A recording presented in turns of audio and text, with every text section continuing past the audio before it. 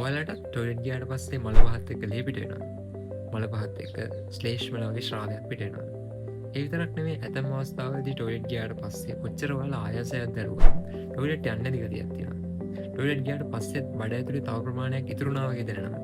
මාස 2ක් වගේ අඩු කාලයකදී ඔයාලගේ බර හිතා ගන්න බැරි විදියට අඩු වුණා.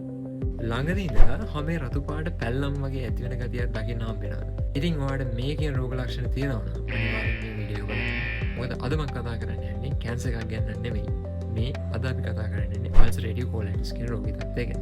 ඉතින් අල්සරේටිව් කොලයිටිස් කියන්නේ මොකක්ද? මේ රෝගේ ප්‍රධාන වශයෙන් ඇති වෙන්නේ ඔයාගේ ප්‍රතිශක්ති පද්ධතියත් එක්ක තියෙන ප්‍රශ්නයක් නිසා. ඊට අමතරව රෝගය ඔයාගේ පරම්පරාවට ඇති වෙන සම්භාවිතාවකුත් තියෙනවා.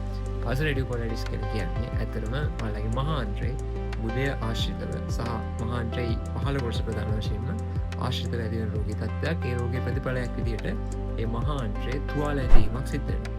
මේ නිසා තමයි මල පහ පිට කරද්දී මල පහත් එක්ක රුධිරය වහන වීමක් දකින්න ලැබෙන්නේ. ඉතින් මේ රෝගයේ තියෙන භයානක තත්ත්වය තමයි රෝගය කල්ැතුව හඳුනාගත්තේ නැත්නම් පසුකාලීනව පිළිකා දක්වා මේ තුවාල තත්ත්ව වර්ධනය වීමේ හැකියාව පවතිනවා. ඔයාලට මම කලින් සඳහන් කරපු රෝගී ලක්ෂණ තියෙනවා නම් පහම වෛද්‍ය ප්‍රතිකාර සඳහා යොමු වෙන්න. රෝගී තත්ත්වය කලින් හඳුනා ගැනීමෙන් ඔයාලට කැන්සර් ඇතිවීමේ රිස්ක් එක අඩු කරගන්න හැකියාවක් තියෙනවා. වගේම රෝගී තත්ත්වය ඉතාමත් හොඳින් පාලනය කර ගැනීමේ හැකියාවක් පවතිනවා. ඊයින් යන සදරින්